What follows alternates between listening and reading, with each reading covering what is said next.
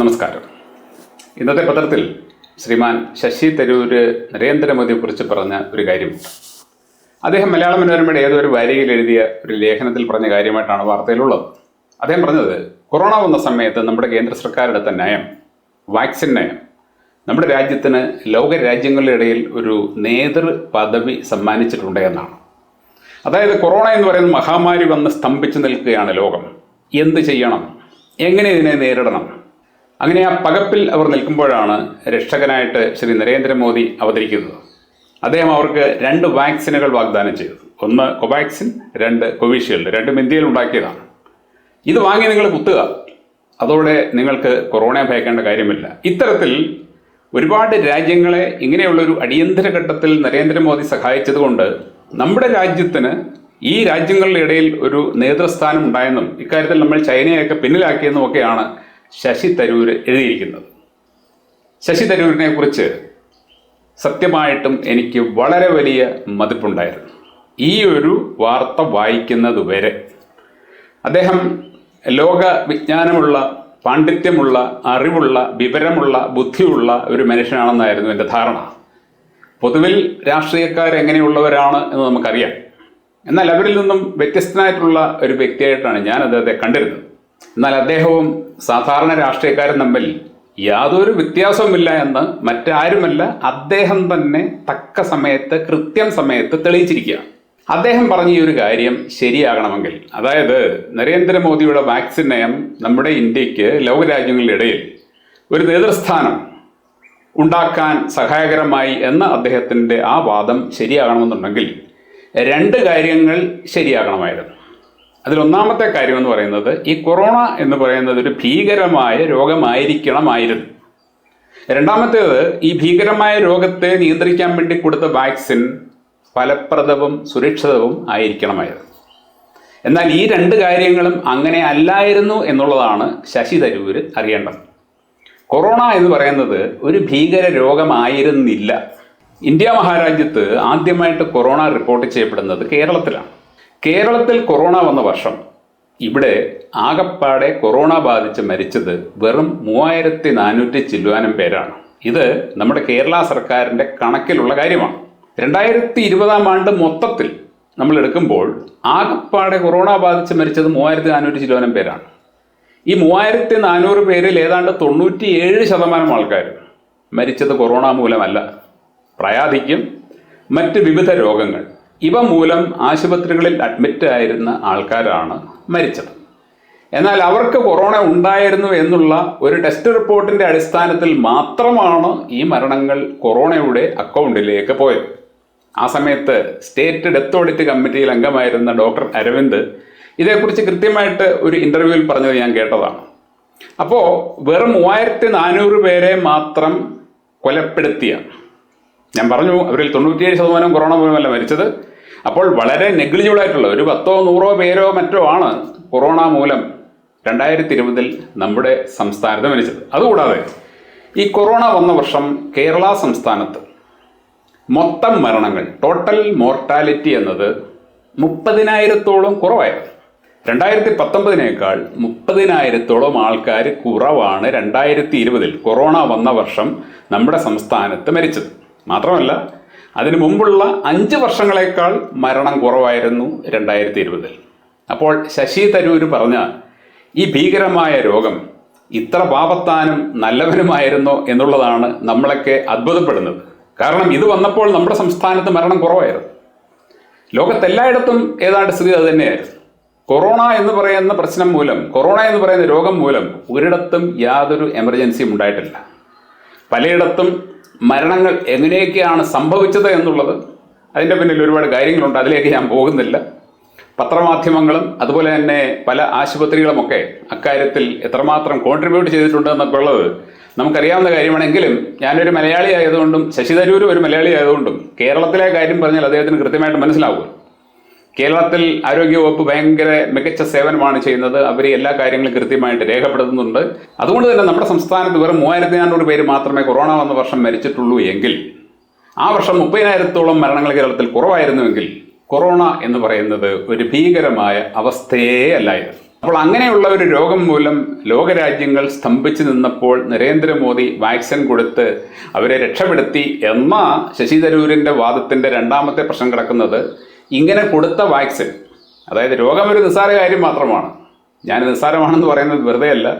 നമ്മുടെ രാജ്യത്തെ ആയുഷ് വിഭാഗം കൊറോണയെക്കുറിച്ച് പറഞ്ഞത്, ഇതിനെക്കുറിച്ച് ആരും പേടിക്കേണ്ട കാര്യമില്ല, ഞങ്ങളുടെ പക്കൽ ഇതിനുള്ള ചികിത്സയുണ്ട്.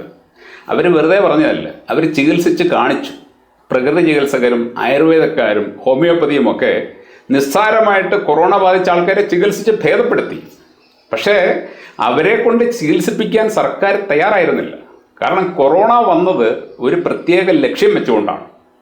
കൊറോണ വന്നത് അലോപ്പതി വൈദ്യശാസ്ത്രത്തിന് വേണ്ടി മാത്രമാണ്. അതുകൂടാതെ മറ്റ് പല ലക്ഷ്യങ്ങളും അതിൻ്റെ പിന്നിലുണ്ടായിരുന്നു. അപ്പോൾ അലോപ്പതി വൈദ്യശാസ്ത്രത്തിന് വേണ്ടി ഉണ്ടാക്കിക്കൊണ്ട് വന്ന ഈ കൊറോണ മറ്റുള്ളവരങ്ങനെ ചികിത്സിച്ച് സുഖിക്കണ്ട, മറ്റുള്ളവരങ്ങനെ ചികിത്സിച്ച് പണം ഉണ്ടാക്കണ്ട എന്നത് നരേന്ദ്രമോദിയുടെയും പിണറായി വിജയൻ്റെയും ഒക്കെ നയമായിരുന്നു. അവരോട് അങ്ങനെ പറഞ്ഞിരുന്നു. ഈ രോഗത്തെ മാർക്കറ്റ് ചെയ്ത WHO അവരോട് അങ്ങനെ പറഞ്ഞിരുന്നു, ഇത് അലോപ്പതിക്കാർക്ക് വേണ്ടി മാത്രമുള്ള മഹാമാരിയാണ്, മറ്റുള്ളവർ ഇതിൽ കയറി കൈവെക്കാൻ പാടില്ല, അവർക്ക് ഇത് ചികിത്സിക്കാൻ അവകാശമില്ല. നമ്മുടെ സംസ്ഥാനത്ത് ഇങ്ങനെ കൊറോണ ചികിത്സിച്ച പല ഡോക്ടർമാരുടെയും ക്ലിനിക്കുകളിൽ പോലീസ് കയറി റെയ്ഡ് നടത്തിയ വാർത്തയൊക്കെ നിങ്ങൾക്കറിയാം. തിരുവനന്തപുരത്തുള്ള ഡോക്ടർ ജയപ്രസാദ് എന്ന് പറയുന്ന വ്യക്തി, ഇങ്ങനെ അദ്ദേഹം ചികിത്സിക്കുന്ന സമയത്ത് സർക്കാരിൽ നിന്നും പ്രശ്നമുണ്ടായതുകൊണ്ട് ഹൈക്കോടതിയിലേക്ക് പോവുകയും പിന്നീട് ഹൈക്കോടതി ഇടപെട്ട് കൊറോണ ഹോമിയോക്കാർക്കും ചികിത്സിക്കാം എന്ന അനുമതി കൊടുക്കുകയും ചെയ്തു. അപ്പോൾ അലോപ്പതിക്കാർക്ക് വേണ്ടി മാത്രം കൊണ്ടുവന്ന ഒരു രോഗമായ കൊറോണയെ നിസ്സാരമായിട്ട് ചികിത്സിക്കാൻ കഴിവുള്ള മറ്റു വൈദ്യശാസ്ത്രങ്ങൾ ഉണ്ടായിട്ടും അവരുടെ ഒന്നും സേവനം ഉപയോഗപ്പെടുത്താതെ, അവരെ കൊണ്ടൊന്നും ചികിത്സിപ്പിക്കാതെ അവരിങ്ങനെ കാത്തിരുന്നത് ഇതിനു വേണ്ടി ഉണ്ടാക്കുന്ന വാക്സിൻ എല്ലാവർക്കും കൊടുക്കാൻ വേണ്ടിയായിരുന്നു. ഈ വാക്സിൻ ഈ രോഗത്തിന് കൊടുത്തപ്പോൾ എന്ത് സംഭവിച്ചു? ഞാൻ നിങ്ങളെ ഒരു ചാർട്ട് കാണിക്കാം. ഈ ചാർട്ട് നമ്മുടെ രാജ്യത്തെ ഒരു ചിത്രമാണ് നിങ്ങളെ കാണിക്കുന്നത്. അതായത് വാക്സിന് മുമ്പ് ഇവിടെ കൊറോണ ഉണ്ടായിരുന്നു, അപ്പോൾ എന്തായിരുന്നു അവസ്ഥ, വാക്സിന് ശേഷം എന്ത് സംഭവിച്ചു എന്നത് വളരെ വ്യക്തമായിട്ട് നിങ്ങൾക്കിതിൽ കാണാൻ പറ്റും. വാക്സിൻ വരുന്നതിന് മുമ്പ് ഞാൻ നിങ്ങളോട് പറഞ്ഞു, നമ്മുടെ സംസ്ഥാനത്ത് വെറും 3400 പേര് മാത്രമാണ് കൊറോണ മൂലം മരിച്ചത്. എന്നാൽ വാക്സിൻ കൊടുത്ത ശേഷം ഇവിടെ മരിച്ചവരുടെ എണ്ണം 20 ഇരട്ടിയോളം കൂടി. 20 ഇരട്ടി കൂടി. നമ്മുടെ രാജ്യത്ത് മൊത്തം കൊറോണ വന്ന സമയത്ത് ആദ്യത്തെ വർഷം മരിച്ചത് വെറും 1,1,00,000 പേര് മാത്രമാണ്. 1.5 ലക്ഷം പേര്. എന്നാൽ വാക്സിൻ കൊടുത്ത ശേഷം ആ മരണങ്ങൾ 2.5 ഇരട്ടി കൂടി. ഏതാണ്ട് 3.25 ലക്ഷത്തോളം ആൾക്കാർ അധികമായിട്ട് മരിച്ചു വാക്സിൻ കൊടുത്ത ശേഷം. വാക്സിൻ കൊടുക്കുന്നതിന് മുമ്പല്ല, വാക്സിൻ കൊടുത്ത ശേഷം.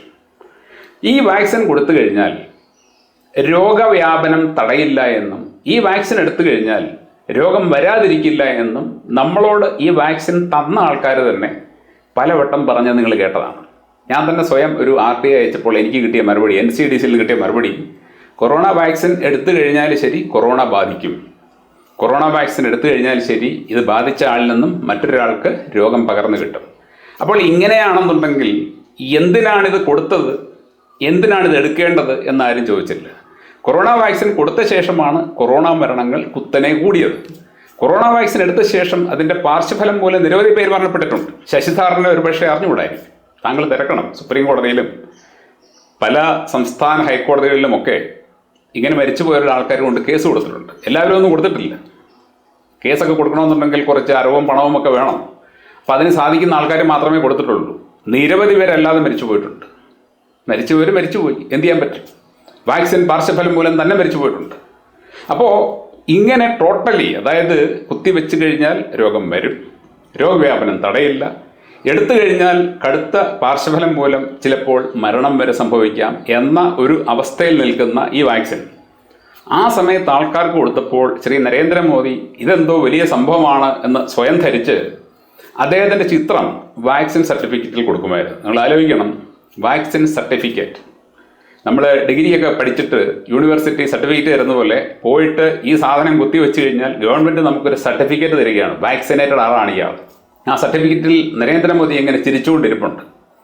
എന്നാൽ ഏതാണ്ടൊരു 1.5-2 വർഷം കഴിഞ്ഞപ്പോൾ നരേന്ദ്രമോദിക്ക് ഒരു കാര്യം മനസ്സിലായി, ഈ വാക്സിൻ കൊടുത്തത് വലിയ അബദ്ധമായിപ്പോയി. വാക്സിൻ എടുത്ത ആൾക്കാർക്ക് പിന്നീട് സംഭവിച്ചുകൊണ്ടിരിക്കുന്ന പ്രശ്നങ്ങളെക്കുറിച്ച് അദ്ദേഹത്തിന് കൃത്യമായിട്ടുള്ള റിപ്പോർട്ട് കിട്ടി. അദ്ദേഹം തന്നെ മനസ്സിലാക്കി. പല ആൾക്കാരും ഇതെടുത്ത് മരണപ്പെട്ടു. സുപ്രീം കോടതി സർക്കാരിന് നോട്ടീസ് വരെ അയച്ചു മറുപടി കൊടുക്കാനായിട്ട്.